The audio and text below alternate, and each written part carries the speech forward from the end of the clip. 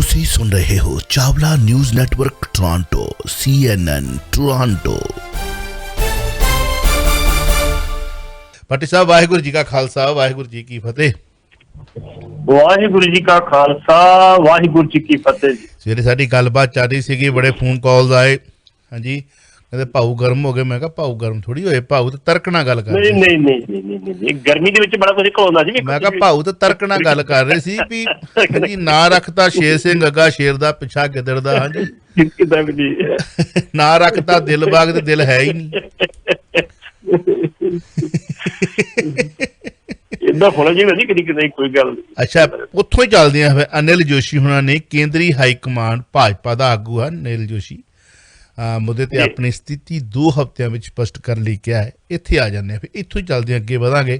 ਫਿਰ ਪੰਜਾਬ ਕਾਂਗਰਸ ਦੇ ਮਸਲੇ ਦੀ ਜਾਂਚ ਕਰਨ ਲਈ 3 ਮੈਂਬਰੀ ਕਮੇਟੀ ਨੇ ਜਿਹੜੀ ਸੋਨੀਆ ਗਾਂਧੀ ਨੂੰ ਰਿਪੋਰਟ ਸੌਂਪੀ, ਉਹ ਤੇ ਵੀ ਤੁਹਾਡਾ ਨਜ਼ਰੀਆ ਲੈਣਾ ਚਾਹਾਂਗੇ। ਹਾਂਜੀ, ਜਿਹੜੀ ਅਨਿਲ ਜੋਸ਼ੀ ਦੀ ਤੁਸੀਂ ਗੱਲ ਕੀਤੀ ਹੈ ਜੀ, ਅਨਿਲ ਜੋਸ਼ੀ ਜਿਹੜਾ ਵਾ 2 ਵਾਰੀ ਪਹਿਲਾਂ ਇਹਨਾਂ ਦੀ ਐਗਜ਼ੈਕਟਿਵ ਦੀ ਮੀਟਿੰਗ ਜਾ ਕੇ ਰੌਲਾ ਪਾ ਚੁੱਕਾ। ਅੱਛਾ, ਉਹ ਕਹਿੰਦਾ ਵੀ ਸਾਨੂੰ ਕਿਸਾਨ ਘਰਾਂ ਤੋਂ ਬਾਹਰ ਨਿਕਲ ਦਿੰਦੇ ਕਿਉਂਕਿ ਪਾਣੀ ਮੱਝ ਦਾ ਪੀਤਾ ਨਾ। ਅਨਿਲ ਜੋਸ਼ੀ ਦੇ ਬੇਸਿਕਲੀ ਤਰਨਤਾਰਨ ਨੂੰ ਬਿਲੋਂਗ ਕਰਦੇ। 13 ਜੁਲਾਈ 1986 ਦੇ ਵਿੱਚ ਜਿਹੜਾ ਸੀ ਇਹ ਪਰਿਵਾਰ ਜਿਹੜਾ ਸੀ RS ਚ ਵੜਿਆ ਸੀ, ਉਹਦੀ ਮੈਂਬਰਸ਼ਿਪ 1986 ਲਈ ਇਹਨਾਂ ਨੇ। ਤੇ 13 ਜੁਲਾਈ 1991 ਨੂੰ ਇਹਨਾਂ ਦੇ ਫਾਦਰ ਦੀ ਅੱਤਵਾਦੀ ਨੇ ਇੱਥੋਂ ਡੈਥ ਹੋ ਗਈ। ਇਹ ਮੁੜ ਕੇ ਛੱਡ ਕੇ ਸ਼ਹਿਰ ਆ ਗਏ, ਮਿਹਨਤ ਕੀਤੀ, ਕੱਪੜੇ ਦਾ ਵਪਾਰ ਕੀਤਾ। ਅੰਮ੍ਰਿਤਸਰ ਦੇ ਵਿੱਚ ਸਿੱਧੂ ਸਾਹਿਬ ਨਾਲ ਇਹਨਾਂ ਦੀ ਜਾਰੀ ਪਈ। ਜਦੋਂ ਸਿੱਧੂ ਸਾਹਿਬ MP ਸਨ ਭਾਜਪਾ ਦੇ, ਤੇ ਕਾਫੀ ਨੇੜੇ ਚਲੇ ਗਏ ਉਹਨਾਂ ਦੇ। ਸਿੱਧੂ ਸਾਹਿਬ ਨੇ ਸੋਚਿਆ ਕਿ ਮੇਰਾ ਆਪਣਾ ਖਾਸ ਬੰਦਾ, ਕੋਈ ਗੱਲ ਨਹੀਂ, ਉਹਨਾਂ ਨੂੰ ਟਿਕਟ ਦਵਾਤੀ, ਇਹ MLA ਬਣੇ। 1 ਵਾਰੀ ਨਹੀਂ 2 ਵਾਰੀ ਬਣੇ, ਦੂਜੀ ਵਾਰੀ ਮੰਤਰੀ ਵੀ ਬਣੇ। ਲੇਕਿਨ ਸਿੱਧੂ ਸਾਹਿਬ ਦੀ ਖਾਸੀਅਤ ਹੈ, ਕੋਈ ਬਣਾ ਕੇ ਘੱਟ ਹੀ ਰੱਖਦੇ ਹੁੰਦੇ ਆ, ਕਿਉਂ ਡਿਕਟੇਟਰ ਜੀ ਹੋਏ। ਫਿਰ ਦੋਵਾਂ ਦੀ ਆਪਸ ਵਿੱਚ ਵਿਗੜੀ, ਫਿਰ ਇੱਕ ਦੂਜੇ ਦੀਆਂ ਤਲਾਵਾਂ ਖਿੱਚਣੀ ਸ਼ੁਰੂ ਕਰ ਦਿੱਤੀ। ਹੁਣ ਇਹਨਾਂ ਨੇ ਕੀ ਕੀਤਾ, ਜੋਸ਼ੀ ਸਾਹਿਬ ਨੇ ਮੀਟਿੰਗ 'ਚ ਵੀ ਕਿਹਾ, ਉਸ ਤੋਂ ਬਾਅਦ ਆਪਣੇ ਘਰ ਪ੍ਰੈਸ ਵੀ ਕੀਤੀ ਵੀ ਅਸੀਂ ਕੇਂਦਰੀ ਹਾਈ ਕਮਾਂਡ ਨੂੰ ਇਹ ਗੱਲ ਕਹਿੰਦੇ ਆ ਵੀ ਬਿਨਾਂ ਕਿਸੇ ਦੇਰੀ ਤੋਂ ਕਿਸਾਨਾਂ ਦਾ ਮਸਲਾ ਹੱਲ ਕਰੇ, ਜਾਇਜ਼ ਮਸਲਾ ਹੁੰਦਾ ਹੈਗਾ। ਫਿਰ ਦੂਸਰੀ ਗੱਲ ਕੀਤੀ ਉਹਨਾਂ ਕੱਲ, ਫਿਰ ਉਹਨਾਂ ਬਿਆਨ ਦਾ ਗਿਆ, ਉਹਨਾਂ ਕਿਹਾ ਜੀ ਅਸੀਂ 15 ਦਿਨ ਦਾ ਟਾਈਮ ਦਿੰਦੇ ਹਾਂ, ਸਿਰਫ ਕੇਂਦਰੀ ਹਾਈ ਕਮਾਂਡ ਨੂੰ 15 ਦਿਨ ਦਾ ਟਾਈਮ ਦਿੰਦੇ ਆ। ਜੇ ਇਹਨਾਂ ਨੇ ਕੁਛ ਨਾ ਕੁਛ ਕੀਤਾ, ਕਿਸਾਨਾਂ ਦਾ ਸਮਝੌਤਾ ਕੀਤਾ, ਉਹਨਾਂ ਦੀ ਗੱਲ ਖਤਮ ਨਾ ਕੀਤੀ, ਫਿਰ ਆਪਣੇ ਲੈਵਲ ਤੇ ਐਕਸ਼ਨ ਲਵਾਂਗੇ। ਉਸੇ ਵੇਲੇ ਪੱਤਰਕਾਰਾਂ ਦਾ ਸਮਾਨ ਪੱਥਾ ਕਰ ਕਿਹਾ ਜੀ, ਕਹਿੰਦੇ ਜੀ ਫਿਰ ਤੁਸੀਂ ਇਹਦਾ ਮਤਲਬ ਅਕਾਲੀ ਦਲ ਜਾਓਗੇ? ਆਂਦਾ ਬਿਲਕੁਲ, ਮੈਂ ਅਕਾਲੀ ਦਲ ਚ ਨਹੀਂ ਜਾਊਂਗਾ, ਮੈਂ BJP ਚ ਰਹਿ ਕੇ ਜਿਹੜੀ ਸੀ ਆਪਣੀ ਗੱਲ ਮਨਾਊਗਾ, ਲੜਾਈ ਲੜੂੰਗਾ। ਚੰਗੀ ਗੱਲ ਹੋਣਾ ਵੀ ਹੋ ਚਾਹੀਦਾ, ਵਿੱਚ ਰਹਿ ਕੇ ਜੰਗ ਲੜੋ ਤੁਸੀਂ। ਦੂਸਰੀ ਜੀ, ਤੁਹਾਨੂੰ ਪਤਾ ਅਕਾਲੀ ਦੇ ਜਾਣ ਦੇ ਕੋਈ ਚਾਂਸ ਘੱਟ ਇਸ ਕਰਕੇ ਵੀ ਆ, ਤਰਨਤਾਰਨ ਮਿਊਨਿਸਪੈਲਿਟੀ ਦੀਆਂ ਚੋਣਾਂ ਜਦੋਂ ਹੋ ਰਹੀਆਂ ਸੀ ਤੇ ਇਹਨਾਂ ਦੀ ਕਿਸੇ ਚੋਣ ਮੁੱਦੇ ਨੂੰ ਲੈ ਕੇ ਕਾਂਗਰਸ ਕਾਫੀ ਖੜਕੀ ਤੇ ਖੜਕਣ ਤੋਂ ਬਾਅਦ ਇਹਨਾਂ ਆਪਣੀ ਗੱਡੀ ਭਜਾਈ ਤੇ ਅੰਮ੍ਰਿਤਸਰ ਨੂੰ ਆ ਗਏ ਤੇ ਅਗਲੇ ਗੋਲਵਰ ਤੋਂ ਅਗਲੇ ਪਾਸੇ ਗੱਡੀ ਘੇਰੀ ਤੇ ਇਹ ਭੱਜ ਕੇ ਬੱਚੇ ਗੱਡੀ ਸਾੜਤੀ ਛੱਡਣ। ਜਦੋਂ ਗੱਡੀ ਸਾੜੀ ਸੀ ਤੇ ਬਾਦਲ ਸਾਹਿਬ ਕੋ ਮਾਮਲਾ ਗਿਆ, ਉਹ ਕਾਕਾ ਲੜੀਦਾ ਹੁੰਦਾ ਤੁਹਾਨੂੰ ਗੱਡੀ ਨਵੀਂ ਦੇ ਕਿੰਨੇ ਪੋਲੇ ਜੇ ਲੈ ਕੇ ਤੇ ਉਹਨਾਂ ਨੂੰ ਗੱਡੀ ਨਵੀਂ ਲੈਤੀ ਤੇ ਕੰਮ ਦਾ ਬੇਟਾ। ਇਸ ਕਰਕੇ ਉਹਨਾਂ ਦੀਆਂ ਪੁਰਾਣੀਆਂ ਜਿਹੜੀਆਂ ਨਾ ਗੱਲਾਂ ਬਾਤਾਂ ਉਹ ਵੀ ਹੈਗੇ, ਜਿਹਦੇ ਕਰਕੇ ਨਹੀਂ ਜਾਊਂਗਾ ਆਪਣੇ ਚ। ਗੱਡੀ ਕਿਹੜੇ ਖਾਤੇ ਚ ਲਈ ਸੀ, ਇਹ ਨਹੀਂ ਸਮਝ ਲੱਗੀ। ਗੱਡੀ ਕਿਸੇ ਨੂੰ ਕਹਿ ਤਾ ਠੇਕੇਦਾਰ ਗੱਡੀ ਲੈ ਨਵੀਂ, ਕੀ ਪਤਾ ਲੱਗਾ ਉੱਥੇ। ਅੱਛਾ, ਕਾਕਾ ਜੀ ਦਾ ਆਪਣੇ ਕੋਲ ਲੈ ਕੇ ਦੇਣੀ ਹੈ, ਆਪਣੇ ਕੋਲ ਲੈ ਕੇ ਦੇਣੀ, ਆਪਣੇ ਕੋਲ ਬਾਬੇ ਦੇ ਮੱਥੇ ਟੇਕਦੇ, ਤੁਹਾਨੂੰ ਕਿਸ ਲੱਗੀ। ਕਾਕਾ ਜੀ ਦਾ ਖਿਆਲ ਰੱਖਿਓ ਜੀ। ਹੁਣ ਉਹਦੇ ਵਿੱਚ 15 ਦਿਨ ਟਾਈਮ ਦਿੱਤਾ ਤੇ 15 ਦਿਨ ਵੇਖੋ ਜੋਸ਼ੀ ਸਾਹਿਬ ਕੀ ਕਰਦੇ ਆ। ਇਹ ਜਿਆਣੀ ਸਾਹਿਬ ਵਾਂਗੂ ਜਿਹੜਾ ਉਹ ਪਲਟੀ ਮਾਰਦੇ ਆ। ਜਿਆਣੀ ਸਾਹਿਬ ਦੇ ਵਿੱਚ ਪਹਿਲਾਂ ਬੜਾ ਵੱਡਾ ਬਿਆਨ ਦੇ ਦਿੱਤਾ ਸੀ, ਮੈਂ ਕਿਸਾਨਾਂ ਨਾਲ ਖੜਾ, ਜੋ ਮਰਜ਼ੀ ਕਰਨਾ ਕੱਢ ਦੇ ਮੈਨੂੰ ਕੱਢਣਾ। ਤੇ ਜਦੋਂ ਦਿੱਲੀ ਜਾ ਕੇ ਥਾਪੜਾ ਮਿਲ ਗਿਆ, ਕਹਿੰਦੇ ਕਿਸਾਨ ਗਲਤ ਆ, ਸਰਕਾਰ ਬਿਲਕੁਲ ਠੀਕ ਹੈ, ਮੈਂ ਉਹਨਾਂ ਨੂੰ ਸਹਿਮਤ। ਇਸ ਕਰਕੇ ਹੁਣ 15 ਦਿਨ ਬਾਅਦ ਫਿਰ ਗੱਲ ਕਰਾਂਗੇ ਇਹਨਾਂ ਦੀ, ਇਹ ਪਲਟੀ ਮਾਰਦੇ ਆ ਕਿ ਆਪਣੇ ਕਹੇ ਹੋਏ ਸ਼ਬਦਾਂ ਦੇ ਖਰੇ ਉਤਰਦੇ। ਪੰਜਾਬ ਕਾਂਗਰਸ ਦੂਜੀ ਗੱਲ ਕਰਦੇ ਆ, ਕਮੇਟੀ ਵਿਚਾਰੀ ਫਸੀ ਪਈ ਸੀ ਇਸ ਵਕਤ। ਹਾਂ ਕਿਸੇ ਕਿ ਮਾਮਲੇ ਬਾਕੀ ਤਾਂ ਠੀਕ ਹੈ ਸਾਰੇ, ਸਿੱਧੂ ਦਾ ਮਾਮਲਾ ਕਿਹੜਾ ਸੀ ਬੜਾ ਵਕਤ ਫੜਿਆ ਸੀ। ਉਹਨਾਂ ਨੇ ਕੀ ਕਹਿਤਾ ਵੀ ਪਹਿਲੀ ਗੱਲ ਤੇ ਜਿਹੜੀ ਆ ਉਹਨਾਂ ਕਿਹਾ ਪਹਿਲੀ ਇਸ ਸਮੇਂ ਦੇ ਉੱਤੇ ਕਿਸੇ ਪ੍ਰਕਾਰ ਦਾ ਵੀ ਜਿਹੜੀ ਆ ਉਹ ਲੀਡਰਸ਼ਿਪ ਬਦਲਾਅ ਨਹੀਂ ਚਾਹੀਦਾ। ਦੂਸਰੀ ਗੱਲ ਉਹਨਾਂ ਨੇ ਇੰਨੀ ਗੱਲ ਕਹੀ ਆ ਵੀ ਜਿਹੜਾ ਕੈਪਟਨ ਅਮਰਿੰਦਰ ਸਿੰਘ ਉਹਦੀ ਅਗਵਾਈ ਹੇਠ ਚੋਣਾਂ ਲੜੀਆਂ ਜਾਣ। ਤੀਸਰੀ ਉਹਨਾਂ ਨੇ ਗੱਲ ਕਹੀ ਆ ਵੀ ਨਵਜੋਤ ਸਿੰਘ ਸਿੱਧੂ ਆ ਉਹਨੂੰ ਸਰਕਾਰ ਦੇ ਵਿੱਚ ਜਾਂ ਪਾਰਟੀ ਦੇ ਵਿੱਚ ਕੋਈ ਜ਼ਿੰਮੇਵਾਰ ਅਹੁਦਾ ਦਿੱਤਾ ਜਾਵੇ, ਇਹ ਨਹੀਂ ਕਿ ਅਖੜ ਦਿੱਤਾ ਜਾਵੇ। ਚੌਥੀ ਗੱਲ ਉਹਨਾਂ ਨੇ ਕਿਹਾ ਵੀ ਇੱਕ ਕੋਆਰਡੀਨੇਸ਼ਨ ਕਮੇਟੀ ਬਣਾਈ ਜਾਵੇ। ਪੰਜਵੀਂ ਗੱਲ ਉਹਨਾਂ ਨੇ ਗੱਲ ਕਹੀ ਆ ਵੀ ਜਿਹੜੀ ਜਾਂਚ ਆ ਬੇਅਦਬੀ ਕਾਂਡ ਜਿਹੜੀ ਉਹਨੂੰ ਤੇਜ਼ ਕੀਤਾ ਜਾਵੇ ਤੇ ਜਿਹੜੀ ਪੀਪੀਸੀ ਆ ਤੇ ਸਰਕਾਰ ਦੇ ਵਿੱਚ ਉਹਦੇ ਵਿੱਚ ਜਿਹੜੀ ਦਲਿਤ ਨੁਮਾਇੰਦਗੀ ਵਧਾਈ ਜਾਵੇ। 6 ਗੱਲਾਂ ਕਰਕੇ ਉਹਨਾਂ ਆਪਣੀ ਰਿਪੋਰਟ ਸੌਂਪ ਦਿੱਤੀ। ਉਹਨਾਂ ਦੀ ਰਿਪੋਰਟ ਸੌਂਪਣ ਦੀ ਡੇਗ ਸੀ ਤੇ ਪ੍ਰਗਟ ਥੋੜਾ ਦਾਗ ਤੇ ਬਿਆਨ ਉਹਨਾਂ ਕਿਹਾ ਜੀ ਕੈਪਟਨ ਨੂੰ ਸਮਝਦਾ ਕੀ ਹੈ ਜੇ ਇਹ ਡੋਜ਼ੀਅਰ ਦੇ ਕੇ ਕਹਿੰਦਾ 40 ਵਿਧਾਇਕ ਕਰਪਟ ਨੇ ਤੇ ਉਹਨਾਂ ਦੀ ਡੋਜ਼ੀਅਰ ਬਾਹਰ ਕੱਢੋ, ਦੱਸੋ ਕਿਹੜੇ ਨੇਗੇ? ਬਿਲਕੁਲ ਹਾਂ ਉੱਥੇ ਦਿੰਦਾ ਕਿ ਵਧਾ ਕਹਿੰਦਾ ਜੇ ਮੈਂ ਕਰਪਟ ਮੇਰਾ ਪਹਿਲਾ ਨੰਬਰ ਤੇ ਬਾਹਰ ਕੱਢੋ ਤੁਸੀਂ। ਮੈਂ ਉਹਦਾ ਜਵਾਬ ਦੇਵਾਂਗਾ, ਇਹ ਥੋੜੀ ਤੁਹਾਡੇ ਅੱਖ ਨਾਲ ਕੋਈ ਚੱਲੂਗਾ। ਉਹਨਾਂ ਦੇ ਇਹਨੂੰ ਕਹਿਣ ਤੋਂ ਬਾਅਦ ਰਾਵਤ ਨੇ ਕਹਿਤਾ ਵੀ ਪ੍ਰਗਟ ਸਿੰਘ ਨੂੰ ਇਹ ਗੱਲ ਨਹੀਂ ਸੀ ਕਰਨੀ ਚਾਹੀਦੀ, ਅਸੀਂ ਇੱਥੇ ਵਿਚਾਰ ਕਰਾਂਗੇ ਕਿ ਇਹਨਾਂ ਦਾ ਐਕਸ਼ਨ ਗਲਤ ਸੀਗਾ, ਬੜਾ ਠੀਕ ਗਲਤ ਨਹੀਂ ਸੀਗਾ। ਨਾਲ ਉਹਨਾਂ ਕਹਿਤਾ ਉਮਰਾ ਨੰਗਲ ਨੂੰ ਕੈਪਟਨ ਅਮਰਿੰਦਰ ਸਿੰਘ ਬਚਾ ਰਹੇ ਨੇ। ਜੇ ਆਪਾਂ ਕਹਿ ਲਈਏ ਕਿ ਉਮਰਾ ਨੰਗਲ ਨੂੰ ਨਹੀਂ, ਕੈਪਟਨ ਸਾਹਿਬ ਸਾਰਿਆਂ ਨੂੰ ਬਚਾ ਲਏ ਤੇ ਤਾਂ ਵੀ ਆਪਣੀ ਪੱਥਰੀ ਕੋਈ ਨਹੀਂ ਹੋਈ। ਜੋ ਸੰਕੇਤ ਲੱਗ ਰਹੇ ਨੇ ਹਾਲ ਦੀ ਘੜੀ ਜਿਹੜੀ ਇਹਨਾਂ ਨੇ ਉਹ ਸੈਟ ਨਵੀਂ ਬਣਾਈ ਐ ਕਿ ਯਾਦਵ ਦੇ ਥੱਲੇ, ਉਹ ਕੰਮ ਤੇ ਕਰ ਰਹੀ ਹੈ, ਤੇਜ਼ੀ ਨਾਲ ਕਰ ਰਹੀ ਹੈ। ਉਹ ਕਿੰਨੀ ਕੁ ਤੇਜ਼ੀ ਗਾਹ ਵਿਖਾਉਂਦੀ ਇਹ ਨਹੀਂ ਪਤਾ, ਤੇ ਬਾਕੀ ਕੋਰਟਾਂ ਦੀ ਡਿਪੈਂਡ ਕਰਦਾ। ਕੋਰਟ ਕਹਿ ਦੀ ਜੀ ਕਰੋਨਾ ਕਰਕੇ ਮਹੀਨੇ ਤਰੀਕ ਪਾਤੀ, ਮਹੀਨੇ ਤਰੀਕ ਪਾਤੀ ਤੁਹਾਡੀ ਅਸੀਂ ਕੀ ਹੋਣ ਡਿਆ ਹੁਣ ਡਬਲ ਕਲਾ ਕਾਂਡ ਦੇ ਵਿੱਚ। ਡਬਲ ਕਲਾ ਕਾਂਡ ਦੇ ਵਿੱਚ ਹਾਈ ਕੋਰਟ ਨੇ 2 ਸਤੰਬਰ ਤਰੀਕ ਪਾਈ ਆ। ਆਪਾਂ ਉਸੇ ਦਿਨ ਹੀ ਕਿਹਾ ਸੀ ਆਪਣੇ ਟੀਵੀ ਦੇ ਉੱਤੇ ਵੀ ਇਹ ਜਿਹੜੀ ਆ ਉਹ 2 ਸਤੰਬਰ ਤੱਕ ਪੈਂਡਿੰਗ ਪਏਗੀ। ਹਾਲੀ ਕਿ ਹਾਈ ਕੋਰਟ ਨੇ ਤਾਂ ਬਿਆਨ ਨਹੀਂ ਕੀਤਾ, ਲੇਕਿਨ ਉਹਦੇ ਸੰਦਰਭ ਦੇ ਵਿੱਚ ਇਹ ਤਰੀਕਾਂ ਪਾਉਣਗੇ ਤੇ ਤਰੀਕਾਂ ਪਈ ਜਾ ਰਹੀਆਂ ਨੇ। 20 ਦਿਨ ਦੀ 25 ਦਿਨ ਤਰੀਕ ਪਾ ਰਹੇ। ਹੁਣ 2 ਸਤੰਬਰ ਤੋਂ ਬਾਅਦ ਹੀ ਮੇਰਾ ਖਿਆਲ ਕੋਈ ਕਾਰਵਾਈ ਜਿਹੜੀ ਉਹ ਡਬਲ ਕਲਾ ਕਾਂਡ ਵਿੱਚ ਕੀਤੀ ਜਾਏਗੀ ਵੀ ਹਾਈ ਕੋਰਟ ਤੋਂ ਕੀ ਨਿਰਦੇਸ਼ ਹੁੰਦੇ ਆ। ਉਦੋਂ ਪਹਿਲਾਂ ਸ਼ਾਇਦ ਕੋਈ ਕਾਰਵਾਈ ਜਿਹੜੀ ਉਹ ਸੈਸ਼ਨ ਕੋਰਟ ਚ ਲਾਵੇ। ਚਲੋ ਇੱਕ ਕਾਲਰ ਨੇ ਪੱਟੀ ਸਾਹਿਬ, ਆਪਾਂ ਸਵਾਲ ਤੋਂ ਪਹਿਲਾਂ ਕਾਲ ਲੈ ਲੈਣੇ ਆ। ਵੈਲਕਮ ਜੀ, ਸਵਾਗਤ ਹੈ ਜੀ ਆਇਆਂ ਨੂੰ। ਕੋਈ ਕਾਰਵਾਈ ਜਿਹੜੀ ਉਹ ਸੈਸ਼ਨ ਕੋਰਟ ਚ ਲਾਵੇ। ਚਲੋ ਇੱਕ ਕਾਲਰ ਨੇ ਪੱਟੀ ਸਾਹਿਬ, ਆਪਾਂ ਸਵਾਲ ਤੋਂ ਪਹਿਲਾਂ ਕਾਲ ਲੈ ਲੈਣੇ ਆ। ਵੈਲਕਮ ਜੀ, ਸਵਾਗਤ ਹੈ ਜੀ ਆਇਆਂ ਨੂੰ। ਹਾਂਜੀ, ਸਤਿ ਸ੍ਰੀ ਅਕਾਲ ਜੀ ਚਾਵਲਾ ਸਾਹਿਬ ਤੇ ਪੱਟੀ। ਸਤਿ ਸ਼੍ਰੀ ਅਕਾਲ ਵਿਕਸਾ, ਸਤਿ ਸ਼੍ਰੀ ਅਕਾਲ ਪੱਟੀ ਸਾਹਿਬ। 15-20 ਦਿਨ ਤਕਰੀਬਨ 3 ਹਫ਼ਤੇ ਦੇ ਉੱਤੇ ਹੋ ਗਏ ਨੇ ਯੂਪੀ ਦੇ ਚੀਫ ਮਿਨਿਸਟਰ ਰੌਲਾ ਪਈ ਜਾਂਦਾ। ਜੀ ਜੀ ਜੀ ਅਗਲਾ ਕੁਐਸਚਨ ਵੀ ਮੇਰਾ ਇਹੀ ਸੀ। ਤੁਸੀਂ ਉਹ ਪੁੱਛ ਲਓ, ਗੱਲ ਕਰੋ। ਤੁਸੀਂ ਕਰੋ ਹੁਣ। ਵੈਲਕਮ ਜੀ। ਉਹ ਹੁਣ ਮੈਨੂੰ ਤੇ ਲੱਗਦਾ ਵੀ ਇਹ ਕੀ, ਚਲੋ ਤੁਸੀਂ ਦੱਸੋ ਚੰਗੀ ਤਰ੍ਹਾਂ ਵੀ ਇਹਦਾ ਕੀ ਆਲਟਰਨੇਟਿਵ ਨਿਕਲਦਾ, ਕੋਈ ਨਿਕਲੇਗਾ ਵੀ ਕਿ ਬਸ ਇਸ ਤਰ੍ਹਾਂ ਹੀ ਪੱਟੀ ਸਾਹਿਬ ਚੁੱਕਰ ਲੜਦੇ ਰਹਿਣਗੇ? ਜੋਗੀ ਤੇ ਮੋਦੀ ਦੋਨੋਂ ਹੁਣ, ਜੋਗੀ ਤੇ ਮੋਦੀ ਖਿਆਲ ਹੈ ਜੀ। ਹੈਲੋ ਜੀ। ਜੀ ਜੀ ਹਾਂਜੀ। ਮੇਰਾ ਇੱਕ ਖਿਆਲ ਹੈ ਕਿ ਜਿਹੜਾ 12-13 ਪਿੱਛੇ ਚੋਣਾਂ ਹੋਈਆਂ ਨੇ 2 ਸਾਲ ਦੇ ਵਿੱਚ 12-13 ਸਟੇਟਸ ਦੀਆਂ, ਉਹਦੇ ਵਿੱਚ ਸਾਰਿਆਂ ਦੀ ਹਾਰਿਆ, ਮੁੜ ਕੇ ਭੰਨ ਤੋੜ ਕੇ ਜਿੱਤ ਗਿਆ ਹੈ। ਮੇਰਾ ਖਿਆਲ ਇਹਦੇ ਝਗੜੇ ਚ ਕਿਤੇ ਮੋਦੀ ਪਿੱਛੇ ਨਾ ਕਰਦਾ, ਮੋਦੀ ਆਪਣਾ ਚਿਹਰਾ ਹੀ ਨਾ ਲਵੇ ਤੇ ਉਹਨੂੰ ਕਰਦੇ ਵੀ ਚੱਲ ਹੁਣ ਹਾਰਦੇ ਮਾਮਲਾ ਤੁਸੀਂ ਜਿੱਤ ਲਓ। ਤੁਸੀਂ ਨਹੀਂ ਗੱਲ ਸੁਣੋ ਵਿਰਕ ਸਾਹਿਬ, ਇਹ ਪਹਿਲਾਂ ਹੀ ਮੋਦੀ ਸਾਹਿਬ ਦੇ ਉੱਤੇ, ਤੁਸੀਂ ਸ਼ਾਇਦ ਕੱਲ ਦਾ ਮੇਰਾ ਅਜਨਾਮਾ ਨਹੀਂ ਸੁਣਿਆ, ਅਜਨਾਮੇ ਦੇ ਉੱਤੇ ਉਹਦੀ ਤਸਵੀਰ ਨੂੰ ਵੀ ਪਿਛਾਂਹ ਹਟਾ ਦਿੱਤਾ ਗਿਆ। ਕਈਆਂ ਥਾਵਾਂ ਤੇ ਉਹਦੀ ਤਸਵੀਰ ਹੀ ਨਹੀਂ ਲੱਗਣੀ। ਜੋਗੀ ਤੇ ਮੋਦੀ ਦਾ ਕੱਦ ਜਿਹੜਾ ਇੱਕ ਇਹ ਏਦਾਂ ਲਿਆ ਕੇ ਰੱਖ ਦਿੱਤਾ ਅਗਲਿਆਂ ਨੇ। 19-21 ਦਾ ਫਰਕ ਆ। ਮੋਦੀ ਸਾਹਿਬ ਕੋ ਸਿਰਫ ਇਹ ਆ ਕਿ ਪਹਿਲੇ ਵੀ ਇੱਕ ਨਾ ਜਿਹੜਾ ਖੜਾ ਕਰਨਾ ਅੱਗੇ। ਹਾਂ ਚਲੋ ਪੱਟੀ ਸਾਹਿਬ, ਜੋਗੀ ਤੇ ਮੋਦੀ ਦੀ ਤਨਾਤਨੀ ਜਿਹੜੀ ਆਪਸ ਵਿੱਚ ਆ ਜੱਗ ਜ਼ਾਹਰ ਹੋ ਗਈ। ਇਹਦੇ ਬਾਰੇ ਤੁਸੀਂ ਦੱਸੋ ਵੀ ਕੀ ਇਹਦਾ ਆਲਟਰਨੇਟਿਵ ਕੀ ਨਿਕਲ ਸਕਦਾ? Thank you. ਹਾਂਜੀ, ਮੈਂ ਤੁਹਾਨੂੰ ਥੋੜਾ ਜਿਹਾ ਹੋਰ ਪਿੱਛੇ ਲੈ ਕੇ ਜਾਊਂਗਾ। ਜਦੋਂ ਮੋਦੀ ਦੀ ਪ੍ਰਧਾਨ ਨਹੀਂ, ਕਾਰਪੋਰੇਟ ਜਗਤ ਜਿੰਦਾਬਾਦ। ਉਹਦਾ ਕਾਰਨ ਕੀ ਸੀ? ਹੂੰ ਕਾਰਨ ਇਹ ਸੀ ਵੀ ਜਿਸ ਤਰੀਕੇ ਨਾਲ ਇਹਨੇ ਰਾਜ ਚਲਾਇਆ ਨਾ ਗੁਜਰਾਤ ਦੇ ਵਿੱਚ, ਆਰਐਸ ਨੂੰ ਇਹ ਸੀ ਕਿ ਜੇ ਮੁਸਲਮਾਨਾਂ ਨੂੰ ਦਬਾ ਸਕਦਾ ਤੇ ਉਹਨਾਂ ਦੇ ਕਚੂੰਬਰ ਕੱਢ ਸਕਦਾ ਤੇ ਸਿਰਫ ਮੋਦੀ ਕੱਢਦਾ, ਹੋਰ ਕੋਈ ਨਹੀਂ ਕੱਢ ਸਕਦਾ। ਉਹਨਾਂ ਕੋਲ ਇੱਕ ਸਾਹਮਣੇ ਇੱਕ ਸ਼ੀਸ਼ਾ ਸੀਗਾ ਤੇ ਉਹਨੇ ਵੇਖਿਆ ਸੀ ਗੁਜਰਾਤ 'ਚ ਕੀ ਕੀਤਾ। ਇਹ ਕੁਆਲੀਫਿਕੇਸ਼ਨ ਸੀ ਮੋਦੀ ਦੀ। ਦੂਸਰੀ ਗੱਲ ਸੀ ਇਹ ਲੱਛੇ ਦਾ ਤਕਰੀਰ ਕਰਨੀ ਜਾਣਦਾ।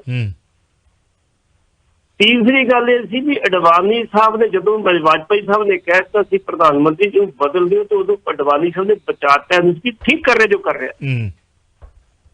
ਸਿਰਫ ਇਹ ਕੁਆਲੀਫਿਕੇਸ਼ਨ ਮੋਦੀ ਦੀ ਹੈਗੀ ਆ ਕਿ ਮੋਦੀ ਇਹ ਸਮਰੱਥਾ ਰੱਖਦਾ, ਲੱਛੇ ਦਾ ਤਕਰੀਰ ਵੀ ਕਰ ਸਕਦਾ ਤੇ ਵਿਰੋਧੀ ਨੂੰ ਦਬਾਉਣ ਦੀ ਸਮਰੱਥਾ ਵੀ ਰੱਖਦਾ।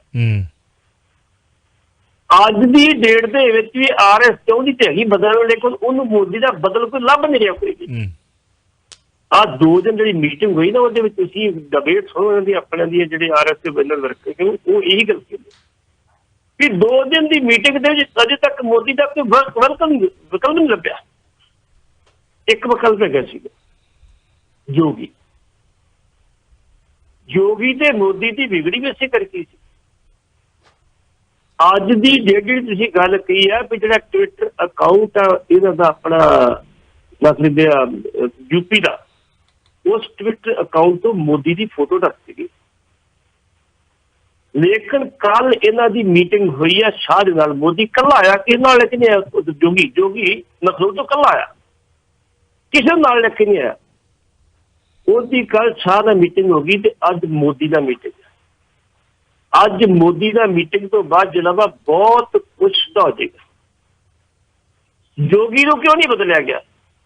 ਉਹ ਕਹਿੰਦੇ ਵੀ ਜੋਗੀ ਸਿਰਫ ਮੁੱਖ ਮੰਤਰੀ ਨਹੀਂ, ਕੱਲਾ ਠਾਕਰ ਨਹੀਂ, ਜਿਹੜੇ ਜੋਗਨਾਥੀ ਨੇ ਨਾਥਾਂ ਦੇ ਡੇਰੇ ਜਿਹੜੇ ਪੂਰੇ ਹਿੰਦੁਸਤਾਨ ਦੇ ਵਿੱਚ, ਗੋਰਖਨਾਥ ਪੀਠ ਦਾ ਮੁਖੀ ਆ।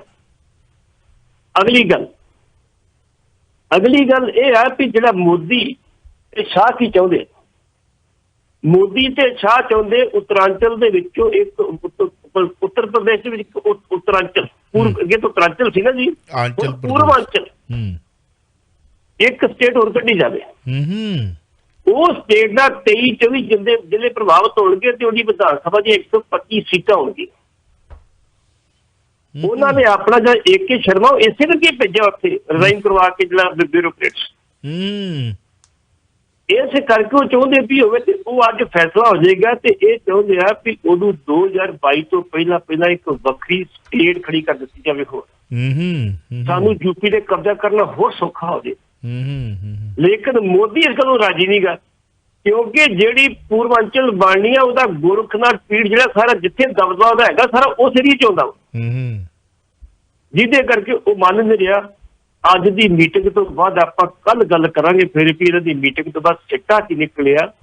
ਇੱਕ ਕਾਰਨ ਇਹਦਾ ਪੂਰਵਾਂਚਲ ਸਟੇਟ ਬਣਾਉਣ ਦਾ ਵੀ ਹੈਗਾ। ਕਿਆ ਬਾਤ। ਲਓ ਜੀ ਆਪਣੀ ਅਗਲੀ ਕਾਲ ਲੈ ਲੈਂਦੇ ਹਾਂ ਜੀ। ਵੈਲਕਮ, ਸਵਾਗਤ ਹੈ ਜੀ, ਸਤਿ ਸ੍ਰੀ ਅਕਾਲ ਜੀ। ਹਾਂਜੀ ਜੀ, ਗੱਲ ਇਹ ਜਦੋਂ ਨਾ ਬਣੇ ਸੀਗੇ ਜੋਗੀ ਸਾਹਿਬ CM, ਉਦੋਂ ਇੱਕ ਗੱਲ ਅੰਦਰੋਂ ਅੰਦਰ ਹੀ ਖਬਰ ਆਈ। ਹਾਂਜੀ ਜੀ, ਗੱਲ ਇਹ ਜਦੋਂ ਨਾ ਬਣੇ ਸੀਗੇ ਜੋਗੀ ਸਾਹਿਬ CM, ਉਦੋਂ ਇੱਕ ਗੱਲ ਅੰਦਰੋਂ ਅੰਦਰ ਹੀ ਖਬਰ ਆਈ ਸੀ, ਮੋਦੀ ਤਾਂ ਰਾਜੀ ਨਹੀਂ ਸੀ ਨਾਲ ਇਹਨਾਂ ਨੂੰ, ਤੇ ਇਹਦੀ ਅਪੁਆਇੰਟਮੈਂਟ ਹੋਈ ਸੀ। ਉਦੋਂ ਆਏ ਪਤਾ ਨਹੀਂ ਕਿੱਦਾਂ ਸੀਗੇ ਵਾਪਸ, ਨਹੀਂ ਕਹਿੰਦੇ ਟ੍ਰੇਨ ਤੇ ਕੁਛ ਏਦਾਂ ਖਬਰ ਜੀ ਆਈਆਂ ਸੀ ਅੰਦਰੋਂ ਕੁਛ ਜੋ ਵੀ। ਉਹ ਗੱਲ ਇਹ ਆ ਕਿ ਐਲੀਜੀਬਲ ਨੇ ਬਹੁਤ ਅਗਲੇ ਨੈਕਸਟ PM ਲਈ। ਅਜੇ ਤੱਕ ਜਿਹੜਾ ਰੌਲਾ ਜਿਹਾ ਨਾ ਪੈਂਦਾ ਜੇ, ਜਿਵੇਂ ਹੁਣ ਕਹਿੰਦੇ ਨੇ ਵੀ UP ਨੂੰ ਪ੍ਰੋਪਰ ਸੰਭਾਲਿਆ ਨਹੀਂ ਇਹਨਾਂ ਨੇ ਕਰੋਨਾ 'ਚ, ਜੋ ਵੀ ਪੰਚਾਇਤੀ ਚੋਣਾਂ ਜਿਹਨਾਂ ਦੇ ਵਿੱਚ ਵੀ ਕਰਾਤੀਆਂ, ਵਿੱਚ ਵੋਟਾਂ, ਤੇ ਉਹ ਇਹ ਕਹਾ ਨਹੀਂ ਹੈ ਕਿਉਂਕਿ ਐਲੀਜੀਬਲ। ਕਿਉਂਕਿ ਦੇਖੋ ਤੁਸੀਂ ਵਾਜਪਾਈ ਸਾਹਿਬ ਉਹ ਦੂਸਰਾ ਸਖਤ ਸੀ, ਅਡਵਾਨੀ ਨੈਕਸਟ ਜਿਹੜੇ ਪੋਸੀਬਲ ਸੀਗੇ। ਅਡਵਾਨੀ ਥੋੜਾ ਸਖਤ ਨੇ, ਹੋਰ ਕੱਟੜ ਸੀਗੇ ਮੋਦੀ ਸਾਹਿਬ। ਉਦੋਂ ਬਾਅਦ ਇਹਦਾ ਹੁਣ ਪਹਿਰਾਵਾ ਵੀ ਉਹੀ ਪਾ ਕੇ ਰੱਖਦੇ ਭਗਵਾ। ਤੇ ਇੱਕ ਬਾਕੀ ਇਹਨਾਂ ਦੀ ਮੈਰਿਜ ਨਹੀਂ ਕਰਾਈ, ਉਹ ਐਲੀਜੀਬਿਲਿਟੀ ਮੰਨਦੀ ਇਹਨਾਂ ਦੀ ਮੋਸਟਲੀ RSS ਜਾਂ BJP, ਵੀ ਇਹਨਾਂ ਨੇ ਕਿਹੜਾ ਜੀ ਆਪ ਤੇ ਕਮਾਉਣਾ ਕੁਛ ਕਰ ਲਈ। ਤੇ ਫਿਰ ਉਮਰ ਵੀ ਘੱਟ ਇਹਨਾਂ ਦੀ। ਮਹੰਤ ਸੀ ਇੱਕ ਬਹੁਤ ਵਧੀਆ ਤਗੜੇ ਵੱਡੇ ਮੰਦਿਰ ਦੇ ਜਾਂ ਡੇਰੇ ਦੇ, ਤੇ ਇਹ ਹੁਣ ਇਹਨੂੰ ਪਿੱਛੇ ਲਾਉਣਾ ਹੀ ਲਾਉਣਾ ਸੀ ਕਿਸੇ ਤਰ੍ਹਾਂ। ਇਹਨਾਂ ਨੇ ਮੋਦੀ ਦਾ ਬਹੁਤ ਤਗੜੇ ਸਿਆਸਤਦਾਨ, ਉਹਨੇ ਪਹਿਲਾਂ ਲਾਤਾ ਇਹਨੂੰ ਪਿੱਛੇ, ਪਹਿਲੇ ਕਰਤਾ। ਮਸਲਾ ਅਸਲ UP ਦਾ ਨਹੀਂ, ਮਸਲਾ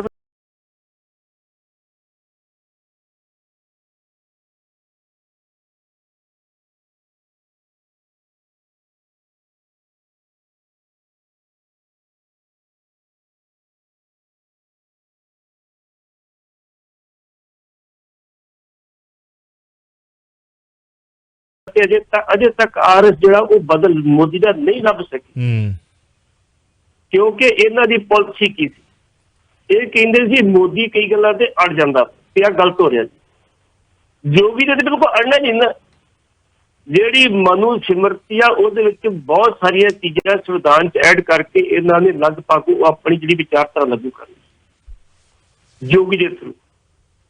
ਇਸ ਕਰਕੇ ਵਾਕਿਆ ਗੱਲ ਠੀਕ ਆ ਵੀ ਇਹ ਇਸ ਕਰਕੇ ਵੀ ਜਿਹੜਾ ਮੋਦੀ ਦੇ ਨਹੀਂ ਲਾਗੇ ਲੱਗਣ ਦਿੰਦੇ ਵੀ ਮੋਦੀ ਉਹਨਾਂ ਦਾ ਜਾਨ ਕੀ ਭੱਟੀ ਸਾਹਿਬ ਮਨੂ ਸਿਮਰਤੀ ਇੱਕ ਬੜਾ ਵੱਡਾ ਵਿਸ਼ਾ ਹੈ। ਮਨੂ ਸਿਮਰਤੀ ਦੀਆਂ ਕੁਝ ਜਿਹੜੀਆਂ ਮੱਦਾਂ ਲਾਗੂ ਕਰਕੇ ਜੇ ਇਹ ਇਸ ਤਰੀਕੇ ਦੇ ਨਾਲ ਸੰਵਿਧਾਨ ਨੂੰ ਰਨ ਕਰਨਗੇ ਤੇ ਵਰਲਡ ਵਾਈਡ ਇਹਨਾਂ ਦੀ ਜਿਹੜੀ ਲੋਕਤੰਤਰਕ ਛਵੀ ਜਿਹੜੀ ਜਿਸ ਦੇਸ਼ ਦੇ ਉੱਤੇ ਬਣੀ ਹੋਈ ਹੈ, ਕੀ ਉਹ ਵਰਲਡ ਵਾਈਡ ਇਹਦਾ ਨੁਕਸਾਨ ਨਹੀਂ ਹੋਊਗਾ? ਦੂਜੇ ਵੱਡੇ ਜਿਹੜੇ ਦੇਸ਼ ਬੈਠੇ ਨੇ ਜਿਨ੍ਹਾਂ ਦੇ ਨਾਲ ਮਤਲਬ ਸੰਧੀਆਂ ਨੇ ਉਹਨਾਂ ਦੇ ਨਾਲ ਕੀ ਬਿਲਕੁਲ ਤੁਹਾਨੂੰ ਲੱਗਦਾ ਹੈ ਕਿ ਮਤਲਬ ਦੇਸ਼ ਦੀ ਛਵੀ ਜਿਹੜੀ ਆ ਉਸੇ ਤਰ੍ਹਾਂ ਬਰਕਰਾਰ ਹੋਵੇਗੀ? ਚਾਵਲਾ ਸਾਹਿਬ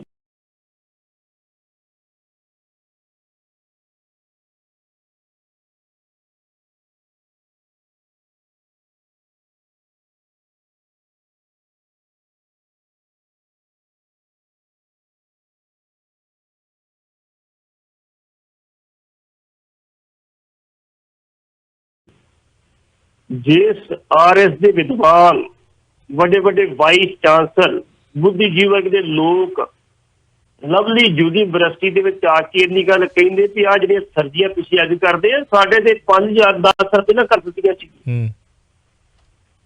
ਉਹ ਸਭ ਕਮਿਊਨਿਟੀ ਦੇ ਵਿੱਚ ਹੀ ਹੈ ਨਾ। ਉਦੋਂ ਕੋਈ ਕੁਛ ਕਿਹਾ ਜਿਹੜੀ ਕਹਿੰਦੇ ਆ ਤੁਸੀਂ ਐਟੋਮਨ ਐਨਰਜੀ ਦੀ ਗੱਲ ਕਰਦੇ ਹੋ ਅੱਜ ਮਗੇਂਦਰ ਦੀ ਕਰਦੇ ਸਾਡੀਆਂ 10,000 ਪਹਿਲਾਂ ਤੋਂ ਮਾਂ ਭਰਤੀ ਹੋ ਗਈਆਂ ਸੀ। ਇਹ ਸਾਡੀ ਟੈਕਨੋਲੋਜੀ ਪੁਰਾਣੀ ਹੈਗੀ ਹੈ, ਉਹਦੀ ਦਖਲ ਕੀਤੀ ਗਈ ਕਿਤੇ। ਇਸ ਕਰਕੇ ਉਦੋਂ ਕੁਛ ਕਿਹਾ ਕੋਈ? ਇਸ ਕਰਕੇ ਜਦੋਂ ਇਹਨਾਂ ਨੇ ਕਰਨਾ ਕਿਸੇ ਦੀ ਕੁਛ ਕਿਹਾ ਵਿਦੇਸ਼ਾਂ ਨੂੰ ਚਾਹੀਦੇ ਸਿਰਫ ਆਪਣਾ ਮਾਇਆ ਤੁਸੀਂ ਸਾਡੇ ਹਥਿਆਰ ਖਰੀਦੋ ਸਾਨੂੰ ਪੈਸੇ ਦਿਓ। ਅਮਰੀਕਾ ਦੀ ਇਹ ਪਾਲਿਸੀ ਹੈ, ਰਸ਼ੀਆ ਦੀ ਪਾਲਿਸੀ ਹੈ, ਚਾਈਨਾ ਦੀ ਪਾਲਿਸੀ ਹੈ। ਚਾਈਨਾ ਕਹਿੰਦਾ ਮੇਰਾ ਮਾਲ ਵਿਕਣਾ ਚਾਹੀਦਾ, ਮੈਨੂੰ ਨਹੀਂ ਪਤਾ ਤੁਸੀਂ ਕੀ ਕਰਦੇ।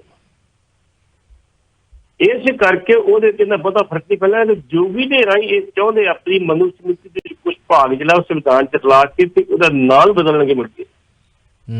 ਉਹਨੂੰ ਭਾਰਤੀ ਸੰਵਿਧਾਨ ਨਹੀਂ ਕਹਿਣਗੇ, ਉਹਨੂੰ ਕੁਝ ਹੋਰ ਕਹਿਣਗੇ, ਉਹ ਫਿਰ ਕੇ ਡਿਸਕਸ ਕਰਾਂਗੇ ਆਪਾਂ। ਜੀ ਕਾਲਰ ਨੇ ਦੇਖਦੇ ਕੀ ਕਹਿਣਾ ਚਾਹੁੰਦੇ। ਵੈਲਕਮ ਜੀ। ਹੈਲੋ। ਇਸ ਟਰਮ ਦੀ ਉਹਨਾਂ ਨੂੰ ਪੈਨਸ਼ਨ ਨਾ ਦਿੱਤੀ ਜਾਏ ਦਲ ਬਦਲੂ ਨੂੰ। ਨੰਬਰ 2, ਅੱਜ ਜਿਹੜੇ ਸਾਡੀ ਜਵਾਨ ਪੀੜ੍ਹੀ ਬੇਰੁਜ਼ਗਾਰ ਤੇ ਡਾਂਗਾਂ ਖਾਣ ਡਈ ਏ ਤੇ ਜਿਨ੍ਹਾਂ ਦੀਆਂ ਕਵਰ 'ਚ ਲੱਤਾਂ ਨੇ 10-10 ਪੈਨਸ਼ਨਾਂ ਉਹ ਲੈਣ ਡਏ ਨੇ ਤੇ ਜੇ ਉਹਨਾਂ ਦੀਆਂ ਪੈਨਸ਼ਨਾਂ ਜਿਹੜੀਆਂ ਨੇ ਇੱਕ ਤੋਂ ਵੱਧ ਪੈਨਸ਼ਨ ਨਾ ਦਿੱਤੀ ਜਾਏ। ਜਿਸ ਟਰਮ 'ਚ ਉਹ MLA ਪ੍ਰੈਜ਼ੈਂਟ ਹੈ ਤੇ ਤਨਖਾਹ ਲੈ ਰਿਹਾ ਹੈ ਉਸ ਟਾਈਮ ਦੀ ਪੈਨਸ਼ਨ ਉਹਨਾਂ ਚਿਰ ਉਹਨੂੰ ਕੋਈ ਨਹੀਂ ਮਿਲਣੀ ਚਾਹੀਦੀ। ਕਿਆ ਬਾਤ। ਕਿਉਂ? ਇਹਨਾਂ ਦੀਆਂ ਇੰਨੀਆਂ ਪੈਨਸ਼ਨਾਂ ਨਾ ਕਿੰਨੇ ਬੇਰੁਜ਼ਗਾਰਾਂ ਨੂੰ ਜੌਬ ਮਿਲ ਸਕਦੀ ਹੈ। ਮੈਂ ਅਰਥ ਸ਼ਾਸਤਰੀ ਨਹੀਂ, ਮੈਂ ਬਹੁਤਾ ਪੜ੍ਹੀ ਵੀ ਨਹੀਂ, ਪਰ ਅਸੀਂ ਇਹਨਾਂ 'ਚ ਵਿਚਰਦੇ ਹਾਂ। ਸਾਡੀਆਂ ਜੜ੍ਹਾਂ ਇਹਨਾਂ ਲੋਕਾਂ 'ਚ ਨੇ। ਸਾਨੂੰ ਇਹਨਾਂ ਲੋਕਾਂ ਨੇ ਨਹੀਂ ਉੱਠਣ ਦਿੱਤਾ। ਜਿੱਦਣ ਕਿਸੇ ਮੁਲਾਜ਼ਮ ਦੀ ਤਨਖਾਹ ਵਧਣੀ ਹੁੰਦੀ ਹੈ ਤੇ ਇਹਨਾਂ ਦੇ ਫਰੇਮਾਂ ਚੜਿਆ ਹੁੰਦਾ ਹੈ ਵੀ ਮੁਲਾਜ਼ਮ ਦੀ ਤਨਖਾਹ ਨਹੀਂ ਵਧਣੀ ਚਾਹੀਦੀ। ਜਿੱਦਣ ਇਹਨਾਂ ਨੇ ਆਪਣੇ ਬੈਨੀਫਿਟ ਲੈਣੇ ਹੁੰਦੇ ਨੇ ਇਹਨਾਂ ਦੀ ਪਤਾ ਨਹੀਂ ਲੱਗਦਾ, ਭਾਵ ਨਹੀਂ ਲਿਖੀ, ਇੱਕੋ ਥੈਲੀ ਦੇ ਚੱਟੇ ਵੱਟੇ ਬਣ ਕੇ ਤੇ ਬਿੱਲ ਪਾਸ ਹੋ ਜਾਂਦੇ ਨੇ ਸਾਰੇ ਪਾਸੇ ਹੀ ਵਰਲਡ ਵਾਈਡ। ਦੂਸਰਾ, ਘਰ ਭਾਵੇਂ ਇਹਨਾਂ ਦੇ ਅੱਗ ਨਾ ਬਲਦੀ ਹੋਵੇ ਤੇ ਸਿਆਸਤ ਚ ਆਉਂਦਿਆਂ ਗੱਡੀ ਸਰਕਾਰੀ ਖਾਤੇ ਚੋਂ ਇਹਨਾਂ ਨੂੰ ਵੱਡੀ ਤੋਂ ਵੱਡੀ ਚਾਹੀਦੀ ਹੈ।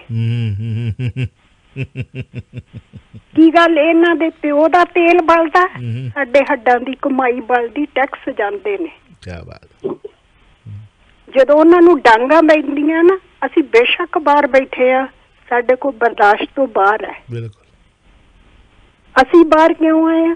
ਸਾਡੇ ਬੱਚਿਆਂ ਨੂੰ ਜੌਬ ਨਹੀਂ ਮਿਲੀ, ਅਸੀਂ ਬੁੱਢੇ ਉੱਥੇ ਰੋਲਣਾ, ਉੱਥੋਂ ਬੱਚੇ ਸਾਨੂੰ ਉੱਥੇ ਛੱਡਦੇ ਨਹੀਂ ਗਏ। ਕਿਹਦਾ ਜੀ ਕਰਦਾ ਘਰ ਬਣੇ ਬਣਾਏ ਛੱਡ ਕੇ ਆਉਣ ਨੂੰ?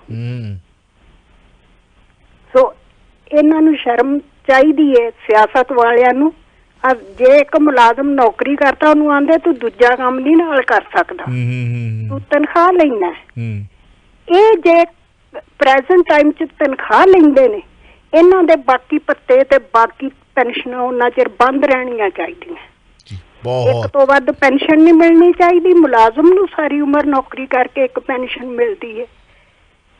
ਇਹ ਚੌਥੇ ਦਿਨ ਆ ਕੇ ਤੇ ਜਮਾ ਕਰੀ ਜਾਂਦੇ ਨੇ, ਇੰਨੀਆਂ ਮੇਰੀਆਂ ਪੈਨਸ਼ਨਾਂ ਹੋ ਗਈਆਂ। ਉਹ ਸ਼ਰਮ ਕਰੋ ਥੋੜਾ ਜਿਹਾ, ਨੋਟ ਤੇ ਨਹੀਂ ਖਾ ਕੇ ਸੌਣੇ। ਖੱਫਣ ਨੂੰ ਜੇਬ ਤੇ ਕਿਸੇ ਨਹੀਂ ਲਵਾਈ। ਤੁਹਾਡੀਆਂ ਗੱਲਾਂ ਸੁਣਨ ਨੂੰ ਦਿਲ ਕਰਦਾ ਹੈ। ਬਹੁਤ ਵਧੀਆ ਤੁਸੀਂ ਮਤਲਬ ਕੱਸ ਕੇ ਮਾਰ ਰਹੇ ਹੋ। ਹਾਂਜੀ, ਔਰ ਬਹੁਤ ਸੋਹਣੇ ਤਰੀਕੇ ਦੇ ਨਾਲ ਤੁਸੀਂ ਆਪਣੇ ਵਿਚਾਰ ਰੱਖੇ ਨੇ ਕਿ ਜਿਸ ਟਰਮ ਦੇ ਵਿੱਚ ਇਹ MLA ਨੇ ਉਦੋਂ ਤਾਂ ਇਹਨਾਂ ਨੂੰ ਸਾਰੇ ਭੱਤੇ ਮਿਲ ਰਹੇ ਨੇ, ਉਸ ਟਰਮ ਇਹਨਾਂ ਦੀ ਪੈਨਸ਼ਨ ਬੰਦ ਹੋਣੀ ਚਾਹੀਦੀ। ਕਿੱਡਾ ਵੱਡਾ ਪੁਆਇੰਟ ਆ ਪਾਟੀ ਸਾਹਿਬ। ਬਿਲਕੁਲ ਜੀ, ਤੇ ਪੁਆਇੰਟ ਤੁਸੀਂ ਬਹੁਤ ਸੋਹਣੇ ਉਠਾਏ ਨੇ, ਬਹੁਤ ਵਧੀਆ ਗੱਲ ਕੀਤੀ ਹੈ। ਪਰ ਕੌਣ ਆਖੇ ਰਾਣੀ ਨੂੰ ਅੱਗਾ ਟੱਕ ਕਰਨਾ ਤੇ ਬਣਾਉਣਾ ਤੇ ਇਹਨਾਂ ਨੇ ਆਪਣਾ ਆਪ ਬਣਾਉਣਾ। ਪੈਨਸ਼ਨ ਤੇ ਫੇਕ ਹੀ ਆ ਨਾ ਜੀ। ਜੇ ਸਰਕਾਰੀ ਜੌਬ ਕਰ ਰਹੇ ਹੋ, ਸਰਕਾਰੀ ਤੁਸੀਂ MLA ਬਣੇ ਹੋ, ਸਰਕਾਰ ਦੇ ਖਾਤੇ ਵਿੱਚ ਤੁਹਾਡੀ ਪੈਨਸ਼ਨ ਹੀ ਵੇਖ ਹੋਣੀ ਚਾਹੀਦੀ ਹੈ। ਕਿਆ ਬਾਤ ਹੈ। ਪਰ ਵਰਨਾ ਵੰਡੇ ਰੂੜੀਆਂ ਮੁੜ ਆਪਣੇ ਨੂੰ ਦੇਵੇ, ਇਹੀ ਹੈ ਨਾ ਡਾਢਿਆਂ ਦਾ ਸੱਤੀ ਵੀ ਸੌ ਇਹਨੂੰ ਕਹਿੰਦੇ ਆ। ਕੀ ਕਹਿਣਾ ਚਾਹੋਗੇ ਜੀ ਭੈਣ ਜੀ ਉਹਨਾਂ ਦੀ ਗੱਲ ਤੇ? ਦੋ ਸਵਾਲ ਨੇ, ਕੁਇਕਲੀ ਆਪਾਂ ਵਾਈਂਡ ਅਪ ਕਰਨਾ ਜੀ। ਇਹਨਾਂ ਦੀ ਪਹਿਲੀ ਗੱਲ ਜਿਹੜੀ ਇਹਨਾਂ ਪੈਨਸ਼ਨ ਦੀ ਗੱਲ ਕੀਤੀ ਆ, ਦਲ ਬਦਲਣ ਦੀ ਗੱਲ ਕੀਤੀ ਸਭ ਤੋਂ ਪਹਿਲਾਂ। ਬੀਬੀ ਜੀ ਉਹਦੇ ਲਈ ਅਸੀਂ ਖੁਦ ਦੋਸ਼ੀ ਹੈ। ਤੁਸੀਂ ਹੁਣ ਸਿੱਧੇ ਦੁੱਧ ਕਰਕੇ ਲੈ ਲਓ, ਬੰਗਾਲ ਦੀ ਗੱਲ ਲੈ ਲਓ, ਉਹਨੇ ਪਾਲਾ ਬਦਲਿਆ ਤੇ ਲੋਕਾਂ ਨੇ ਫਿਰ ਵੋਟਾਂ ਪਾਤੀਆਂ। ਜੇ ਲੋਕ ਸਿਆਣੇ ਹੁੰਦੇ ਤੂੰ ਦਲ ਬਦਲੂ, ਤੈਨੂੰ ਵੋਟਾਂ ਨਹੀਂ ਪਾਉਣੀਆਂ ਸੀ ਨਾ ਉਹਨੂੰ ਕਾਮਯਾਬ ਕਰ। ਨਵਜੋਤ ਸਿੱਧੂ ਦੀ ਗੱਲ ਲੈ ਲਓ, ਪਹਿਲਾਂ BJP ਸੀ, ਮੁੜ ਕੇ ਕਾਂਗਰਸ ਸ਼ਾਮਲ। ਲੋਕ ਕਹਿੰਦੇ ਤੈਨੂੰ ਵੋਟਾਂ ਨਹੀਂ ਪਾਉਣੀਆਂ, ਦਲ ਬਦਲੂਗਾ। ਉਹਦੇ ਵਿੱਚ ਅਸੀਂ ਦੋਸ਼ੀ ਖੁਦ ਹੈ। ਤੁਸੀਂ ਪੜ੍ਹੇ ਲਿਖੇ ਹੋ, ਇਸੇ ਕਰਕੇ ਕਿਹਾ ਨਹੀਂ ਗੱਲ ਕਿ ਮਹਾਰਾਜਾ ਰਣਜੀਤ ਸਿੰਘ ਦੇ ਰਾਜ ਦੇ ਵਿੱਚ ਹਰ ਗੁਰਦੁਆਰੇ ਨਾਲ, ਹਰ ਮਸਜਿਦ ਨਾਲ, ਹਰ ਚਰਚ ਨਾਲ, ਹਰ ਮੰਦਿਰ ਦੇ ਨਾਲ ਇੱਕ ਸਕੂਲ ਹੁੰਦਾ ਸੀ। ਲੋਕ ਸਾਰੇ ਪੜ੍ਹੇ ਲਿਖੇ ਸੀ, ਆਪਣਾ ਨਫਾ ਨੁਕਸਾਨ ਸੋਚਦੇ ਸੀ। ਹੁਣ ਸਰਕਾਰੀ ਸਕੂਲ ਅਸੀਂ ਬੰਦ ਕਰ ਦਿੱਤੇ ਗਏ, ਪ੍ਰਾਈਵੇਟ ਸਕੂਲਾਂ ਦੀ ਇੰਨੀਆਂ ਫੀਸਾਂ ਵੱਧ ਕਰ ਦਿੱਤੀਆਂ ਗਈਆਂ ਵੀ ਉਹ ਬੱਚੇ ਇਹਨਾਂ 'ਚ ਪੜ੍ਹ ਸਕਦੇ ਹੋ, ਨਹੀਂ ਪੜ੍ਹ ਸਕਦੇ ਹੋ। ਸਾਡੇ ਕੋਲ ਐਜੂਕੇਸ਼ਨ ਦੀ ਘਾਟ, ਅਸੀਂ ਆਪਣਾ ਨਫਾ ਨੁਕਸਾਨ ਨਹੀਂ ਸੋਚਦੇ। ਜਿਹੜੀ ਤੁਸੀਂ ਪੈਨਸ਼ਨ ਦੀ ਗੱਲ ਕੀਤੀ ਹੈ, ਲੰਮੇ ਸਮੇਂ ਤੋਂ ਜਿਹੜੇ ਫੌਜੀ ਨੇ ਉਹ ਲੜਦੇ ਆ ਰਹੇ, 1 ਰੈਂਕ 1 ਪੈਨਸ਼ਨ ਉਹਨਾਂ ਦਾ ਹੱਕ ਬਣਦਾ ਵਾ। ਜਿਨ੍ਹਾਂ ਨੇ 20 ਸਾਲ ਜਾਂ 15 ਸਾਲ ਜਿਹੜੀ ਹੈ ਉਹ ਫੌਜ ਦੇ ਵਿੱਚ ਸਰਹੱਦਾਂ ਦੇ ਉੱਤੇ ਜਿਹੜੀ ਠੰਡ ਦੇ ਵਿੱਚ, ਗਰਮੀ ਦੇ ਵਿੱਚ ਆਪਣੀ ਜ਼ਿੰਦਗੀ ਬਤਾਈ, ਪਤਾ ਨਹੀਂ ਗੋਲੀ ਕਿਹਦੇ ਵਾਸਤੇ ਵੱਜ ਜਾਣੀ। ਬਿਲਕੁਲ ਬਿਲਕੁਲ। ਉਹ ਬੰਦੇ ਭਰਤੀ ਗੋਲੀ ਖਾਣ ਵਾਸਤੇ ਕੀਤੇ ਜਾਂਦੇ ਆ। ਜਦੋਂ ਉਹ ਰਿਟਾਇਰ ਹੋ ਕੇ ਜੇ ਕਿਤੇ ਸੁੱਕੀ ਸਾਹ ਦੀ ਆ ਜਾਂਦੇ ਆ ਤੇ ਉਹਨਾਂ ਨੂੰ ਕਦੇ ਬੈਂਕ 'ਚ ਨੌਕਰੀ ਮਿਲ ਜਾਂਦੀ, ਕਹਿੰਦੇ ਨਹੀਂ ਬਈ ਜਾਂ ਬੈਂਕ ਦੀ ਪੈਨਸ਼ਨ ਲੈ ਲਓ ਤੇ ਜਾਂ ਇਹ ਲੈ ਲਓ। ਕਹਿੰਦੇ ਨਹੀਂ, ਸਾਨੂੰ 1 ਰੈਂਕ 1 ਪੈਨਸ਼ਨ ਦਿਓ। ਜੇ ਤੁਸੀਂ 4 ਵਾਰੀ MLA ਬਣ ਕੇ 4 ਪੈਨਸ਼ਨ ਲੈ ਸਕਦੇ ਹੋ, 3 ਵਾਰੀ MP ਬਣ ਕੇ 3 ਪੈਨਸ਼ਨ ਲੈ ਸਕਦੇ, ਫਿਰ ਅਸੀਂ ਕਿਉਂ ਨਹੀਂ? ਕਿਸੇ ਸਰਕਾਰ ਨੇ ਗੱਲ ਸੁਣੋ। ਅੱਛਾ, 1 ਰੈਂਕ 1 ਪੈਨਸ਼ਨ ਦਾ ਮਸਲਾ ਤੇ ਇਹਨਾਂ ਨੇ ਵੀ ਲਾਇਆ ਸੀਗਾ ਵੀ ਤੁਸੀਂ 4 ਵਾਰੀ MP ਬਣ ਕੇ ਤੁਹਾਡੇ ਘਰ 'ਚ ਭੈਣ ਜੀ ਨੇ ਕਿਹਾ ਕਿ ਅੱਗ ਵੀ ਨਾ ਬਲਦੀ ਹੋਵੇ ਤੇ ਮਹਿੰਗੀ ਤੋਂ ਮਹਿੰਗੀ ਗੱਡੀ, ਤੇ ਆਫਟਰ ਉਸ MLA ਟਰਨ ਤੋਂ ਬਾਅਦ ਤੁਹਾਡੀ ਪ੍ਰਾਪਰਟੀਆਂ ਨਹੀਂ ਗਿਣੀਆਂ ਜਾਂਦੀਆਂ, ਤੁਹਾਡੀ ਜਾਇਦਾਦ ਨਹੀਂ ਗਿਣੀ ਜਾਂਦੀ। ਸੈਕੰਡ ਟਰਮ ਤੋਂ ਬਾਅਦ ਤੁਹਾਡਾ ਦੇਸ਼ਾਂ ਵਿਦੇਸ਼ਾਂ ਦੇ ਵਿੱਚ ਪਲਾਜ਼ਿਆਂ ਦਾ ਹਿੱਸਾ ਨਹੀਂ ਗਿਣਿਆ ਜਾਂਦਾ। ਥਰਡ ਟਰਮ ਤੋਂ ਬਾਅਦ ਤੁਹਾਡੀਆਂ ਦੇਸ਼ਾਂ ਵਿਦੇਸ਼ਾਂ ਦੇ ਵਿੱਚ ਟਰਾਂਸਪੋਰਟੇਸ਼ਨਾਂ ਦੇ ਵਿੱਚ ਜਿਹੜੀਆਂ ਨੇ ਉਹ ਹਿੱਸੇ ਜਿਹੜੀਆਂ ਨੇ ਕਿਦਾਰੀਆਂ ਨਹੀਂ ਗਿਣੀਆਂ ਜਾਂਦੀਆਂ। ਇਹ ਜੱਗ ਜਾਰ ਹੈ, ਕਿੱਥੇ ਜਾਂਦਾ ਤੁਹਾਡਾ ਧਨ ਦੌਲਤ ਆ ਜਿਹੜਾ ਕੱਢ ਕੇ ਲੈ ਕੇ ਆਉਣਾ ਸੀ ਮੋਦੀ ਸਾਹਿਬ ਨੇ। ਬਿਲਕੁਲ ਜੇ ਤੁਸੀਂ ਉਹ ਬੰਦਾ ਆ ਕੇ ਸੈਕਿੰਡ ਜੌਬ ਕਰਦਾ ਪਿਆ, ਉਹਦੀ ਕਿਉਂ ਨਹੀਂ ਪੈਨਸ਼ਨ ਵੀ ਉਹ ਅਦਾਰਾ ਮਤਲਬ ਦਵੇ? ਲੈਣਾ ਚਾਹੀਦਾ, ਹੱਕ ਬਣਨਾ ਚਾਹੀਦਾ।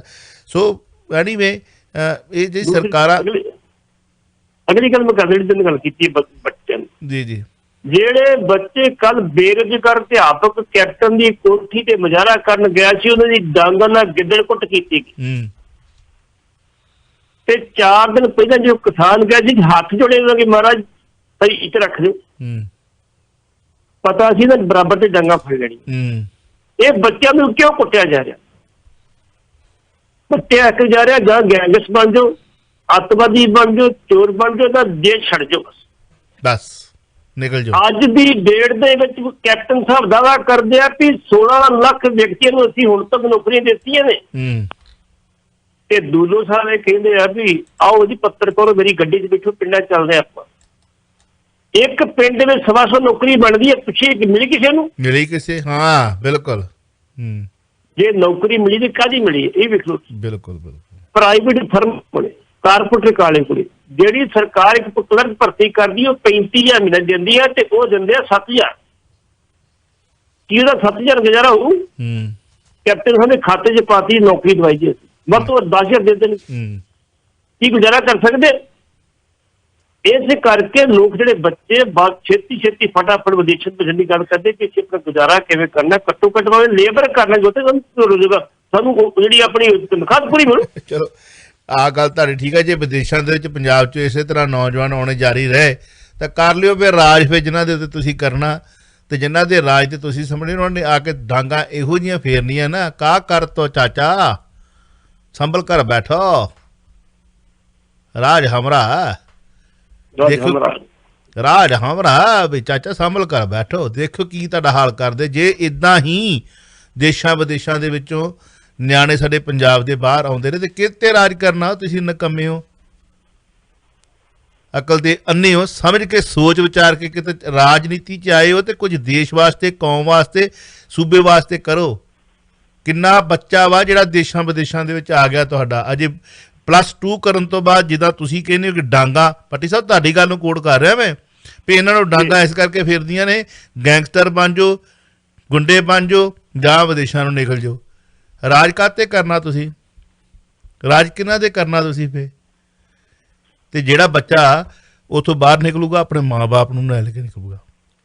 ਲੈ ਲਿਓ ਜ਼ਮੀਨ ਜਾਇਦਾਦ ਤਾਂ ਫਿਰ ਜਿੱਥੇ ਤੁਸੀਂ ਲੈਣੀ ਆ ਲੈ ਜਿਓ ਤੁਸੀਂ, ਭੈਣ ਜੀ ਕਹਿ ਕੇ ਗਏ ਨਾ, ਤੇ ਕਫਨ ਨੂੰ ਤਾਂ ਜੇਬ ਨਹੀਂ ਹੁੰਦੀ, ਲੈ ਜਿਓ ਫਿਰ। ਇਹੀ ਇੱਦਾਂ ਦੀਆਂ ਜਾਗਦੀ ਜ਼ਮੀਰ ਵਾਲੇ ਜਿਹੜੇ ਮੀਡੀਆ ਨੇ ਤੁਹਾਨੂੰ ਲਾਹਨਤਾਂ ਪਾਉਂਦੀਆਂ ਰਹਿਣੀਆਂ ਤੇ ਪੈਂਦੀਆਂ ਰਹਿਣਗੀਆਂ। ਲੈ ਜਾਓ ਜਿੱਥੇ ਤੁਸੀਂ ਲੈ ਕੇ ਜਾਣਾ। ਕਿੰਨਾ ਦੇ ਰਾਜ ਕਰੋਗੇ ਆਪਣੇ ਜਿਹੜੇ ਧੀਆਂ ਪੁੱਤਰ ਵਾਸਤੇ ਤੁਸੀਂ ਵਿਸਾਤ ਵਸਾ ਕੇ ਬੈਠੇ ਹੋ? ਸੂਬਾ ਕਿਸੇ ਹੋਰ ਦੇ ਹੱਥ 'ਚ ਦੇਣ ਦੀ ਤਿਆਰੀ ਹੈ ਤੁਹਾਡੀ, ਉਹ ਸਾਨੂੰ ਪਤਾ ਹੈ, ਸਮਝਦੇ ਆ। ਕੱਲ ਮਿਲਦੇ ਆ ਪੱਟੀ ਸਾਹਿਬ, 2-3 ਕੁਐਸਚਨ ਰਹਿ ਗਿਆ ਫਿਰ। ਵਾਹਿਗੁਰੂ, ਸ਼ਾਮ ਨੂੰ ਇਸੇ ਟਾਈਮ ਤੇ। ਵਾਹਿਗੁਰੂ ਜੀ ਕਾ ਖਾਲਸਾ, ਵਾਹਿਗੁਰੂ ਜੀ ਕੀ ਫਤਿਹ। ਤੁਸੀਂ ਸੁਣ ਰਹੇ ਹੋ Chawla news network Toronto CNN Toronto.